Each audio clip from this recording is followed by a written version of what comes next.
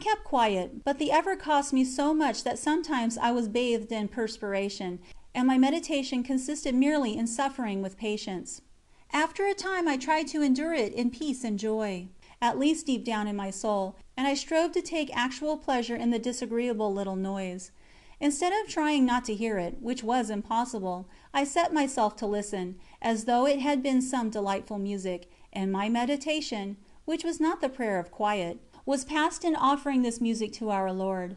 Another time I was working in the laundry, and the sister opposite, while washing handkerchiefs, repeatedly splashed me with dirty water.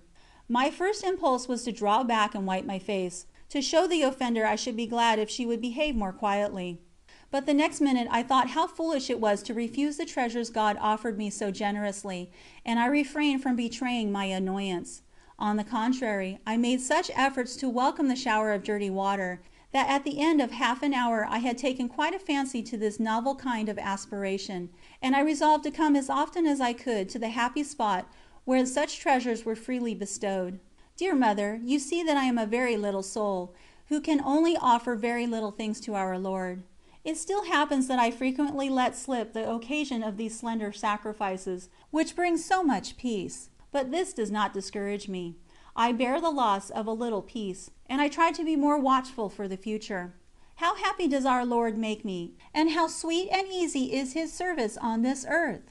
He has always given me what I desired, or rather has made me desire what He wishes to give. A short time before my terrible temptation against faith, I had reflected how few exterior trials, worthy of mention, had fallen to my lot, and that if I were to have interior trials, God must change my path, and this I did not think He would do. Yet I could not always live at ease. Of what means, then, would He make use? I had not long to wait for an answer, and it showed me that He whom I love is never at a loss. For without changing my way, He sent me this great trial, and thus mingled a healing bitterness with all the sweet. End of chapter 10.